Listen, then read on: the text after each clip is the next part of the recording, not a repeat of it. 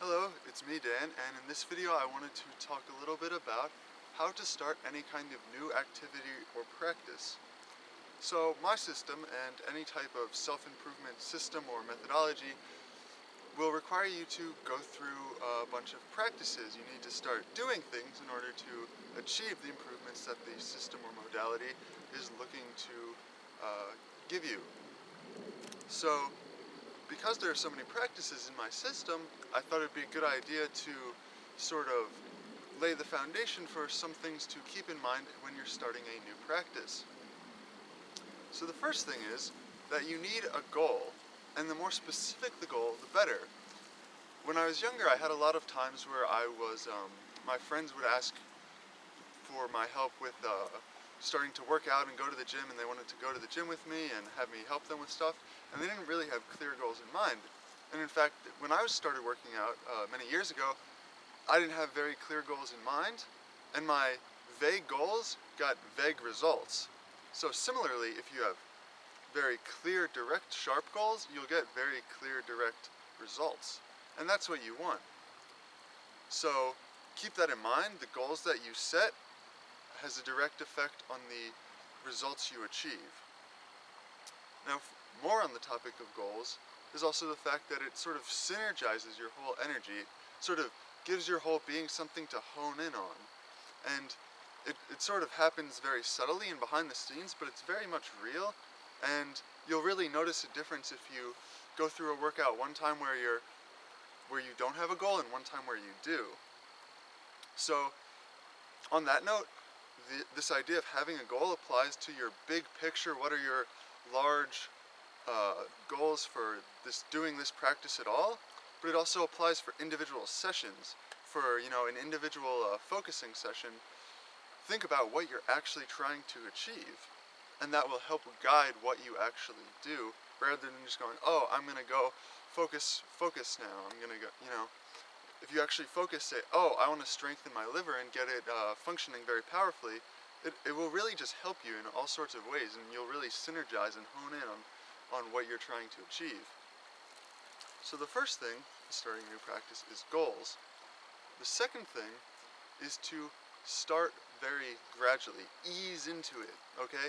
So anytime you're starting something new, at least for me, I tend to be really excited about it, and I try to do as much as I can the very first time, and usually what can end up happening is that you overdo it. You overtrain, or you put too much energy forth into this new thing, and then you don't have enough energy to do it again, right? Consistency is very important when doing any type of practice, especially when you're starting out, and to establish that consistency, you need to have it in blocks where it's very easy for you to do and very digestible.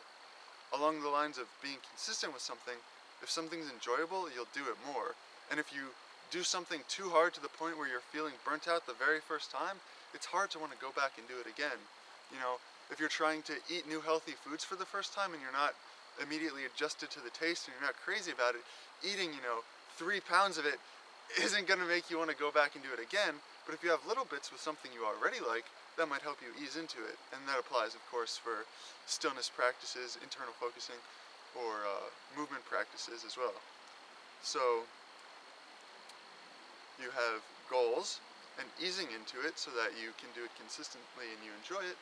And the last part is to be patient with yourself, especially when you're starting something new.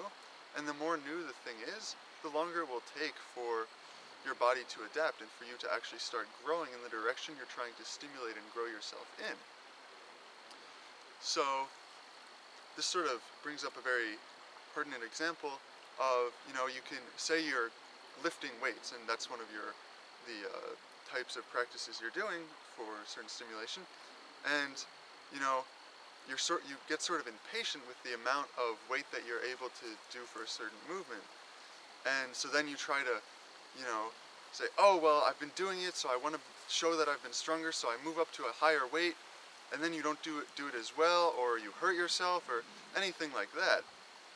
And what's important to keep in mind is that it actually shows more strength of character to admit where you're at and to actually face where you're at and what you're currently able to do in the way that's most effective, in this example, it means doing the lighter weight that you've already been doing and already been working to master, rather than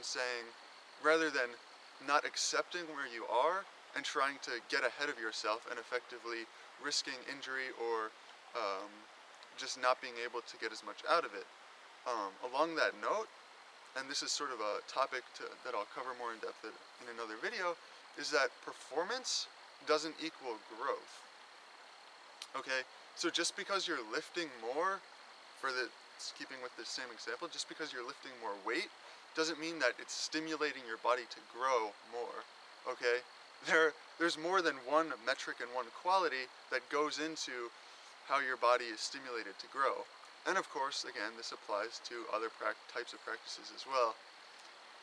So, the three things for starting for any type of new practice or activity is to have a very clear, good goal, both big picture and for every specific session. The second thing is to ease into it and don't kill yourself at once, and gradually build up and get more and more accustomed to it, and make sure it's fun so you can be consistent. And the last thing is to be patient. The results will come so long as you're sufficiently stimulating your body and you're trying your best to grow, you will grow. So on that note, have a good day, and I will see you later. Bye.